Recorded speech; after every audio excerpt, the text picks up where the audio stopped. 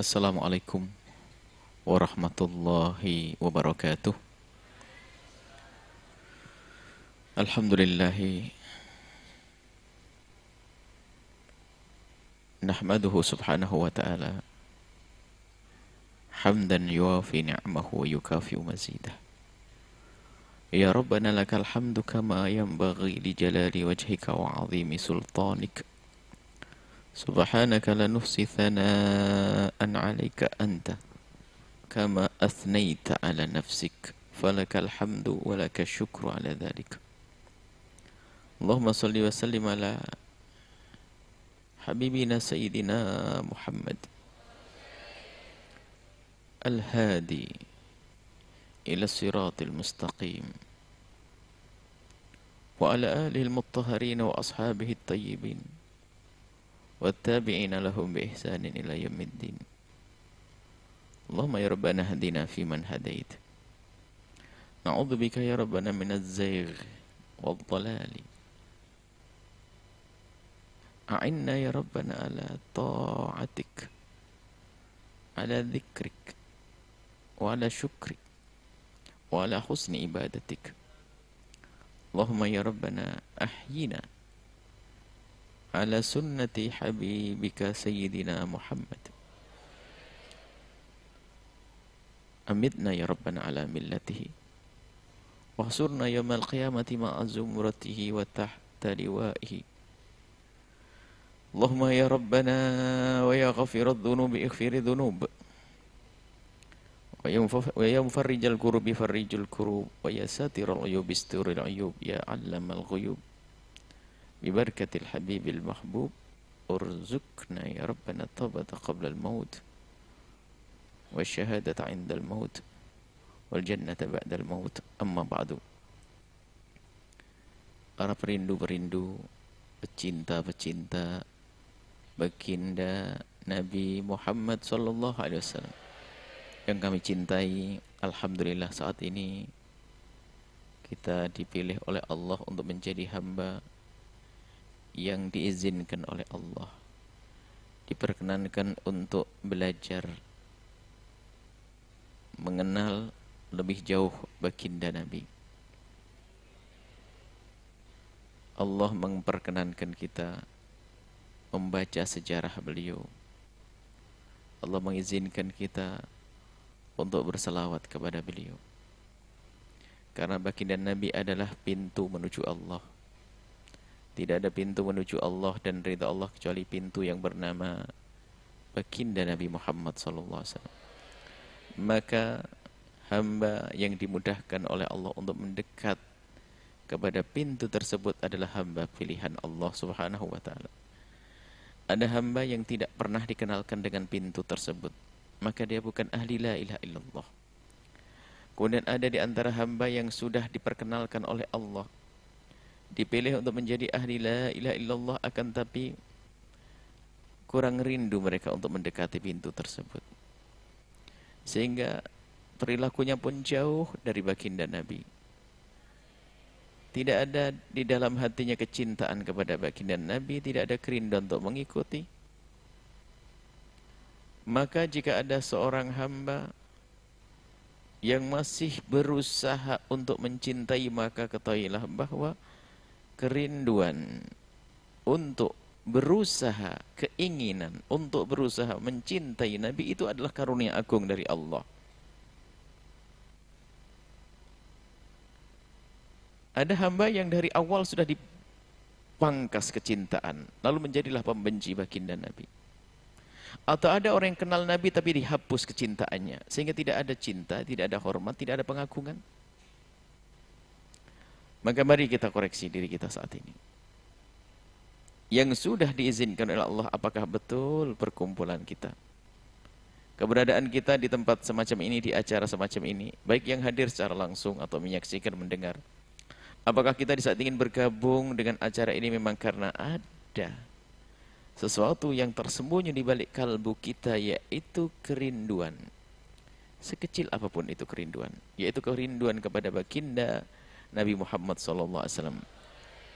Artinya jangan sampai rutinitas semacam ini hanya sekedar kalau santri karena ikut peraturan pondok, kalau di rumah hanya kebetulan menemukan channel, atau bukan karena kerinduan.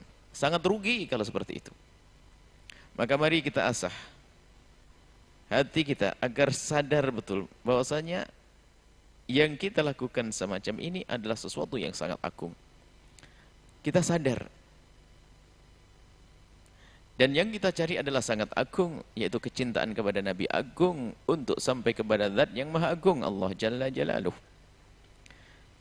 Baik seperti yang sudah kita mulai pada pekan-pekan sebelumnya, kita mencoba menjelaskan, menjabarkan hikmah atau kalimat-kalimat yang pernah kami hadirkan di media-media yang saat ini kita sudah masuki kepada hikmah yang ke-6. Ini adalah penyempurna daripada hikmah sebelumnya. Kalau hikmah sebelumnya adalah tanda orang yang dicintai oleh Allah, maka ini adalah tanda orang yang dibenci. Orang yang tidak disayang, tidak dicinta oleh Allah. Jika seorang hamba, yang kami tuliskan, jika seorang hamba begitu berat melakukan kebaikan, bahkan di saat direncanakan dengan fasilitas yang cukup sekalipun, tetap tidak terwujud. Dan kemaksiatan selalu mengiringi langkahnya. Biarpun ia berusaha menjauh.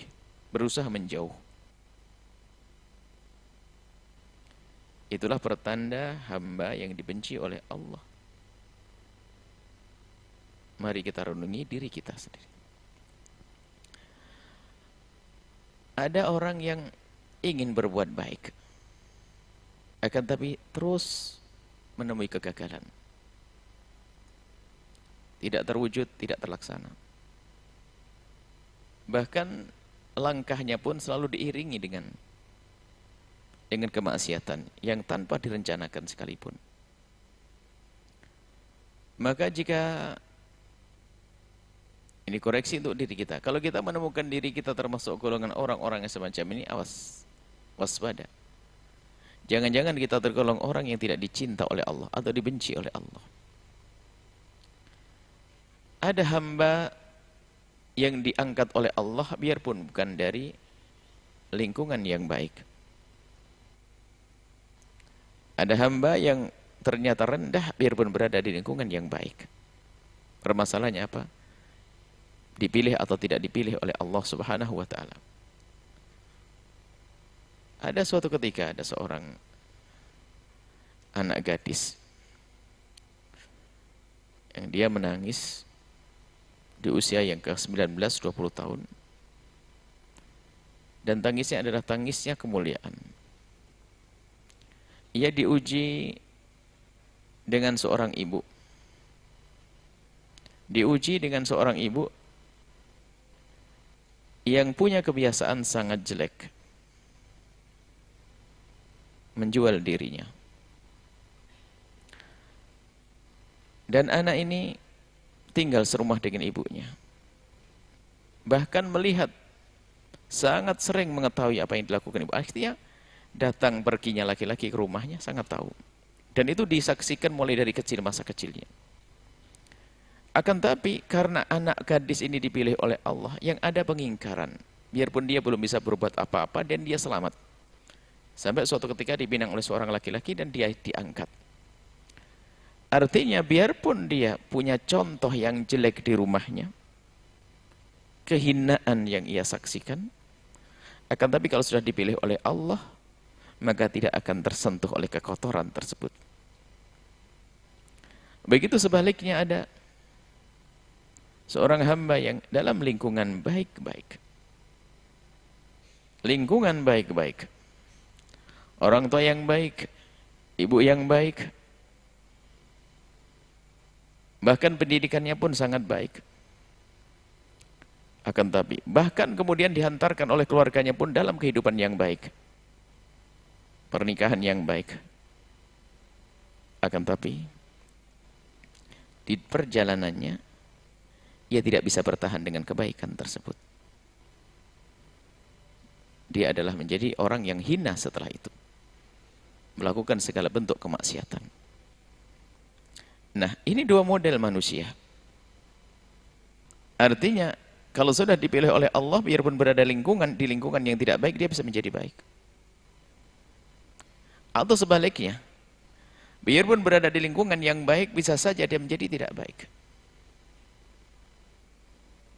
Itu contoh. Akan tapi sekarang kita perlu kembali kepada diri kita sendiri. Kita ini kira-kira golongan yang mana? Apakah kita golongan orang yang dimudahkan oleh Allah untuk mencari kebaikan, melakukan kebaikan, menghindari kemaksiatan, menjauhi dosa? Atau sebaliknya, ini sadar dulu di sini. Kalau memang kita ternyata sudah dipilih oleh Allah dengan segala kebaikan, maka mari kita tingkatkan puji syukur kita kepada Allah.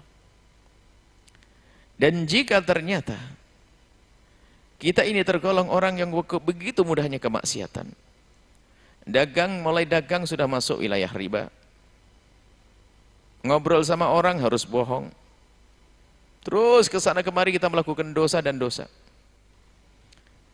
Maka langkah pertama kita adalah kita menyadari kalau itu tidak baik. Masuk wilayah sadar ini penting sekali, sebab ada orang yang tidak sadar dengan kesalahannya.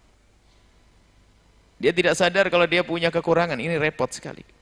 Bagaimana nih bisa berbenah? Maka malam ini kita perlu membangun diri kita sendiri. Koreksi diri kita sendiri. Memang kita harus husnudzon kepada Allah. Akan tapi kalau husnudzon kita kepada Allah tidak dibarengi dengan kewaspadaan, kebablasan, berharapnya terlalu tinggi, tapi tidak dibarengi dengan rasa takut kepada Allah, tidak seimbang, menjadi orang yang suka mengentengkan dosa, mengentengkan kemaksiatan, berhujjah karena Allah Maha Pengampun. Maka roja yang disebut dengan harap harus diiringi dengan rasa cemas, rasa takut. Keseimbangan dikatakan oleh ahli tasawuf bahasanya dua sayap untuk menuju ridha Allah adalah keseimbangan antara sayap khauf dan sayap roja. Ada rasa takut kepada hukuman Allah dan harapan kepada Allah. Rasa takut agar kita tidak terlena di dalam kemaksiatan berlarut-larut. Harapan roja agar kita tidak putus asa dengan dosa yang dilakukan. Maka seorang hamba memang tidak boleh kita prasangka buruk kepada Allah. Tapi kalau kita tidak kita sertakan rasa takut, maka kita akan menjadi orang kurang ajar kepada Allah Subhanahu wa taala. Allah Maha Pengampun, akan tapi biarpun Allah Maha Pengampun bukan berarti kita boleh seenaknya. Anda pun akan merasa risih dengan seorang anak yang tahu ayahnya sangat mencintainya, tahu betul ayah ibunya sangat mencintainya dan benar-benar sangat mencintainya, dan mungkin kalaupun nakal kayak apapun tidak akan dimarahi, tidak ada. Anda yang melihat pun akan risih jika ternyata anak itu tiba-tiba Anda di rumahnya, tiba-tiba anak itu membawa palu, tiba-tiba televisi bapaknya dipacai. Ceder. Kenapa kau pacai, nak? Apa-apa, kenapa? Ayahmu tidak marah? Enggak. Betul, ayahnya enggak marah. Ada gelas lempar, ceder. Piring dikasih palu, ber. Motor dibakar, ceres. Anda lihatnya enak lihat manusia anak kayak gini. Padahal bukan anak Anda. Urusannya dengan hamba Allah juga. Bagaimana seorang hamba dengan Allah Subhanahu wa taala tidak punya adab? Berhujjah Allah Maha Pengampun, kemudian dia melakukan maksiat terus dan terus. Maka menyadari ini penting sekali agar kita tidak larut dalam kemaksiatan. Dan di saat melakukan dosa, sadar kalau dosa ini adalah menuju kepada murka Allah. Dan jika seorang hamba itu ternyata begitu mudah melakukan kemaksiatan yang tidak direncanakan sekalipun, itu tanda kalau hamba itu tidak dicinta oleh Allah, dibenci oleh Allah. Baik, sampailah kita kepada kesadaran. Yang nggak sampai kesadaran repot, nggak bisa dibenahi. Orang kalau mau berobat harus ngaku dulu dong penyakitnya apa. Biarpun banyak tuh malukan koreng, harus ngomong saya korengan ya dokter, harus gitu. Kalau dia tidak ngomong nggak akan diobati. Kita ingin berobat, Maka kita harus menyadari kekurangan kita. Belajar malam ini kita menyadari kekurangan kita. Karena kalau sudah menyadari kekurangan kita, baru kita hadapkan kepada Allah. Kita mohon ampun kepada Allah. Kita minta kepada Allah agar kita dihindarkan daripada dosa itu. Berangkatnya dari ini, Allahu yajtabi ilahi may yasha. Allah yajtabi ilahi. Allah itu kalau menghendaki kebaikan kepada seorang hamba, begitu saja ada yang ditarik. Jadi ada hamba-hamba yang diangkat oleh Allah menjadi kekasihnya tanpa muqaddimah sebelumnya. Bukan karena dia duduk dengan ulama, bukan karena dia bangun malam, bukan, tiba-tiba saja diangkat oleh Allah.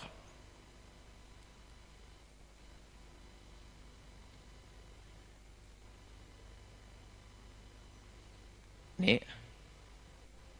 Akan tapi tidak semua orang mendapatkan bagian ini.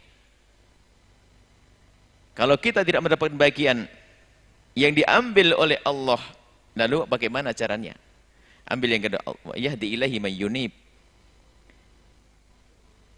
Wa yahdi ilaihi may yunib. Allah pun akan berikan hidayah kepada siapapun yang berusaha untuk kembali kepada Allah dengan menyesali dosa-dosanya, menyesali kekurangannya, maka nanti Allah akan beri pertolongan. Walladzina jahadu fina lanahdiyannahum subulana. Yang serius mencari jalan Allah, maka Allah akan beri petunjuk jalan yang ia inginkan, jalan menuju Allah tersebut. Nah, tadi dalam hikmah kami sampaikan bahwasanya kalau memang ada orang maksiat kok begitu mudah tanpa direncanakan sekalipun, maka ketahuilah itu hamba yang tidak dicintai oleh Allah. Maka jangan kita bertahan dengan status ini.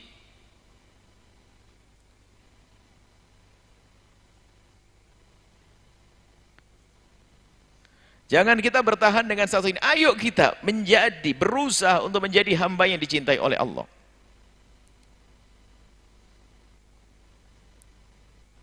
Dengan memperbanyak istighfar. Minta ampun kepada Allah. Siapapun Anda. Kalau Anda serius, mungkin ada satu hamba yang begitu mudah melakukan maksiatan. Bisnis dengan modal yang halal nggak beruntung-beruntung. Giliran nyuri tambah berhasil. Na'udzubillah. Dan kalau orang sudah merasakan manisnya iman, dia akan mengerti mana karunia yang sesungguhnya.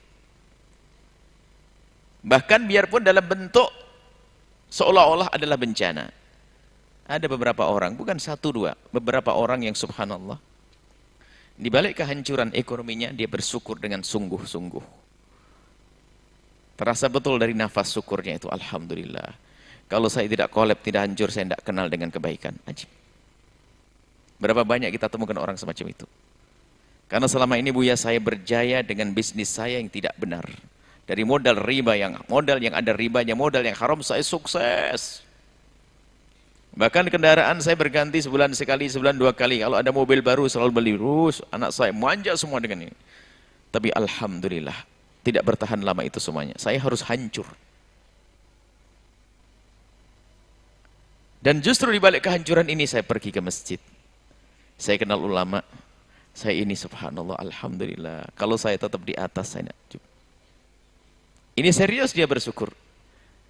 Dan ternyata banyak hamba-hamba semacam itu. Jadi ngerti karunia dia.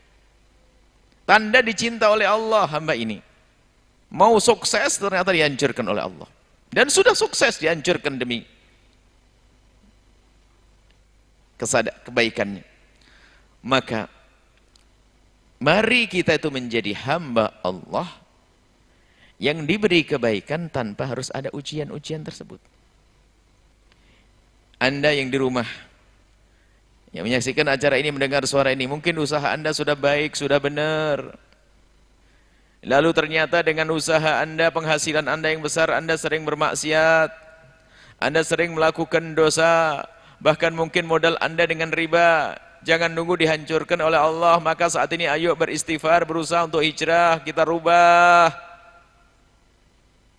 Dan jika ternyata mulai malam ini Anda punya kesadaran, artinya malam-malam ini pun Anda sudah mulai dipilih oleh Allah. Akan tapi kalau ternyata Anda ingkar dengan kalimat-kalimat seperti ini, maka sesungguhnya Anda dijauhkan oleh Allah dari rahmatnya. Insyaf itu penting, menyadari kesalahan itu penting. Seorang hamba yang berada di kubang kehinaan, sekalipun kalau dia sadar dia hina, dia akan berusaha untuk mengentaskan dirinya dari kehinaan. Tapi yang repot adalah orang yang tidak pernah menyadari dia adalah berada di kubang kehinaan. Memohonlah ampun kepada Allah. Istighfar yang banyak. Jangan menjadi hamba yang terlena, tertipu, seolah-olah dia selamat, ternyata tidak selamat. Maka mari semua dari kita, urusan usaha kita mari kita koreksi. Usaha kita sudah bersih, halal atau belum? Benar atau belum? Kalau belum, ayo segera kita benah. Perlahan demi perlahan. Menuju hijrah itu sudah dianggap hijrah. Menuju perubahan sudah dianggap berubah. Allah tuh maha kasih tahu niat yang ada di hati seorang hamba. Biarpun proses do hijrah dari bisnis yang haram ini ternyata perlu waktu. Tidak cukup 1 tahun, mungkin 10 tahun baru tuntas. Akan tapi kalau seorang hamba sudah punya kesadaran, kemudian memulai, kalau seandainya dia mati di hari itu sudah diampuni oleh Allah. Karena apa? Niat untuk berubah. Maka kami ingatkan kepada siapapun yang diuji oleh Allah dengan kemudahan, kemudian dia melakukan kemaksiatan. Di balik kemudahan itu, maka mari segera menyadari dan kembali kepada Allah. Dan jadikan nikmat yang Allah berikan kepada kita ini nikmat yang sesungguhnya. Kita jadikan nikmat yang kita jadikan ini semua adalah menjadi baik, halal dan diterima oleh Allah Subhanahu wa taala. Kita rubah cara bisnis kita yang tidak benar. Modalnya pun kita ganti dengan modal yang halal. Ini kan urusan bisnis. Dan yang lain-lainnya. Sebab urusan halal haram banyak di antaranya adalah urusan kerjaan. Mungkin ada di antara kita yang bekerja di sebuah tempat tahu itu haram hanya karena kebutuhan kita. Kita nggak peduli lagi sehingga kita yang penting dapat uang karena katanya cari kerjaan susah hari ini. Ketahuilah, hei hamba Allah, yang memberi rezeki kita semua adalah Allah. Jangan prasangka buruk kepada Allah. Tidak ada yang melata di atas bumi ini kecuali sudah Allah jamin makannya. Cicak yang ada di tembok-tembok makanannya adalah nyamuk yang bisa terbang. Cicaknya nggak bisa terbang, tapi dia kenyang, beranak pinak. Kenapa kita harus ragu dengan rizki dari Allah Subhanahu wa taala? Untuk hijrah bukan berarti Anda harus hijrah itu sesuai dengan kemampuan. Bukan berarti orang harus menghancurkan bisnisnya, tidak. Merubah dengan usaha yang benar, usaha yang halal.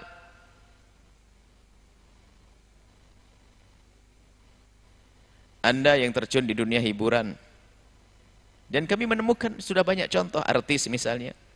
Banyak yang digugah hatinya oleh Allah, dibangunkan dia daripada kelalaian, sehingga dia hijrah menjadi orang baik.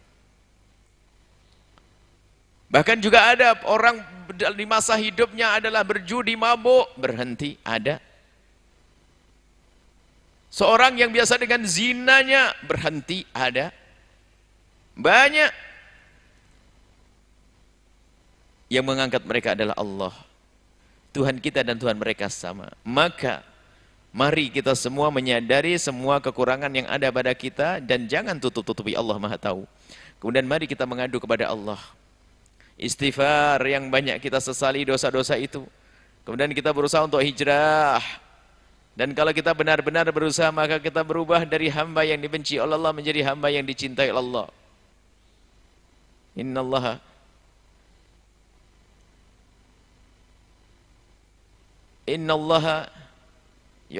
yuhibbut tawwabina. Allah mencintai orang-orang yang bertobat. Jadi kita perlu ini menyadari ini semuanya. Jadi semuanya mari. Urusannya Anda dengan Allah, nggak perlu dengan siapa-siapa. Dengan Allah, ikrar, ya Allah, aku punya usaha kok sangat jelek, haram ya Allah, tapi aku ingin hijrah. Anda nangis setiap malam, ngadu setiap malam, dan Anda besok harinya memulai, biarpun belum Anda rubah total, tapi sudah ada niat. Tapi kalau di pagi harinya Anda berkata, gitu kok haram, wah nggak akan selamat sampai kapanpun, nggak akan sembuh, nggak akan selesai urusannya. Sesali, sadari. Menghadaplah kepada Allah, Allah akan berikan petunjuk. Allah akan berikan petunjuk. Seorang anak muda ditemukan menangis di mihrab masjid. berhari-hari di situ. Setiap sholat sebelum adzan sudah sampai, sopnya di sholat yang pertama. Kemudian seorang syekh ini melihat, ini orang yang pernah aku lihat di ganggang sana yang suka mengganggu orang. Dia pemabuk, dia berjudi, kenapa dia tiba di sini? Akhirnya diperhatikan, kelihatannya betul-betul ada ketulusan dalam tobatnya. Setelah habis sholat terlihat basah pipinya dengan air mata. Kemudian cara berbicara pun sudah sopan. Menyapa sang syekh sendiri adalah dengan sopan. Lalu duduklah sang syekh bertanya, wahai anak muda, gimana kisahmu? Bukankah kau yang di sana yang pernah aku lihat? Kenapa tiba-tiba kau sudah bisa berada di sini? Ia menjawab, betul ya syekh. Aku adalah yang di sana. Mungkin Anda pernah lihat saya mabuk berkali-kali. Anda dengar saya ganggu tetangga berkali-kali. Iya, aku mendengar. Bagaimana kisahmu? 2 tahun yang lalu, tanpa sengaja aku mendengar apa yang kau sampaikan di masjid ini. Engkau mengajak siapapun untuk tobat kembali kepada Allah. Allah maha luas dengan pengampunannya asalkan ada penyesalan. Ada kesadaran, ada keinginan. Aku mendengar apa yang kau sampaikan. Aku pun berusaha saat itu untuk memohon kepada Allah. Engkau ajarkan kepada kami, aku dengar waktu itu, mikrofonnya akan kebuka. Ya Allah, aku punya kejahatan ini, ya Allah, antaskan aku, ya Allah. Dan aku pun juga demikian. Setiap saat aku memohon kepada Allah. Bahkan kadang setiap aku mohon, aku masih mabuk lagi. Karena aku pergaulanku yang aku tidak bisa menghindar. Aku mabuk, setelah aku mabuk, aku menyesal, sadar. Dan begitu seterusnya aku minta kepada Allah terus dan terus. Beberapa waktu yang lalu, tiba-tiba aku merasa benci dengan minuman keras. Dan aku ingin meninggalkan perkumpulan tersebut, lalu aku pergi ke tempat ini. 2 tahun. 2 tahun memohon. Ya Allah, jauhkanlah aku dari dosa yang itu. Sebutkan di hadapan Allah. Allah maha tahu, biarpun tidak kita sebut, akan tapi kadang kita kurang sadar. Istighfar kita harus istighfar yang betul-betul menyadari dosa kita yang mana, ya Allah. Kalau mungkin mata kita, ya Allah, ampuni dosa mataku yang sering melihat itu, ya Allah. Ya Allah, mataku ini, ya Allah. Lisanku, ya Allah.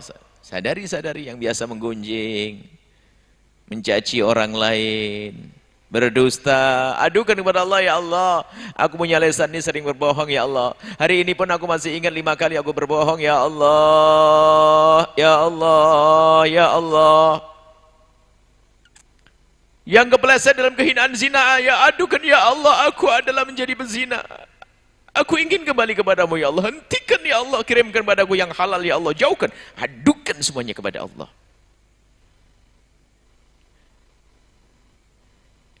Akan terbuka pintu setelah itu. Yang repot adalah orang yang tidak pernah menyesali kesalahannya, tidak pernah. Dia dimudahkan oleh Allah untuk maksiat, diam saja, tenang saja, bahkan merasa dia adalah seorang yang sukses. Tertipulah dia, dikagetkan dengan malaikat Israel, maka selamanya dia akan sengsara. Maka dari itu, ayo kita koreksi semuanya. Jadi hikmah ini adalah untuk bahan koreksi. Kita ini kira-kira golongan yang dicintai oleh Allah atau yang dibenci. Kita tidak tahu, yang kita tahu adalah kita hanya melihat tanda-tandanya. Tanda-tandanya adalah tadi. Kalau ternyata maksiat kok mudah banget kita lakukan, ya Allah. Modal bisnis haram berjaya, ya Allah. Saya kenalan sama orang haram jadi terlaksana. Melakukan ini begitu mudahnya. Maka jika Anda orang yang dimudahkan untuk bermaksiat, maka ketahuilah Anda jauh dari pertolongan Allah, jauh dari rahmat Allah. Maka segeralah mendekat kepada Allah. Jangan tutup-tutupi kekurangan ini, karena Allah maha tahu, dan kerugian yang sesungguhnya adalah kalau kita mati dalam keadaan belum kembali kepada Allah. Siapapun Anda, mari kita menyadari kekurangan kita.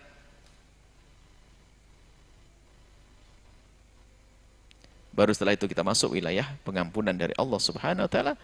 Kemudian setelah itu kita akan dapatkan gelar orang yang bertakwa, walladzina idza fa'alu fahisyatan aw dzalamu anfusahum.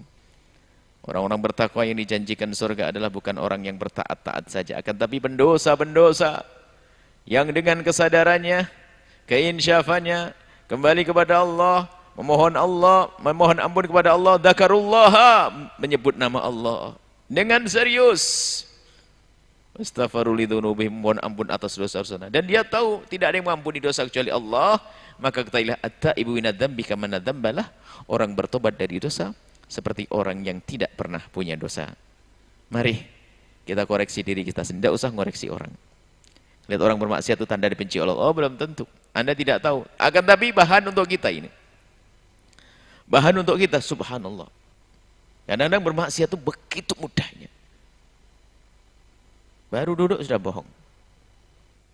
Telepon gunjing. Masya Allah. Ke warung melakukan yang haram. Di kamar buka HP haram lagi. Haram, haram, haram, haram. Masya Allah. Kalau tidak sadar dia akan terus berlarut dan akan hilang.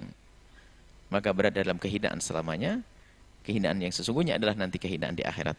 Ini yang bisa kami sampaikan. Dan semoga Allah memilih kita menjadi hamba yang dicintainya. Bukan menjadi hamba yang dibencinya. Dan dari kita yang diuji Allah dengan kemaksiatan selama ini.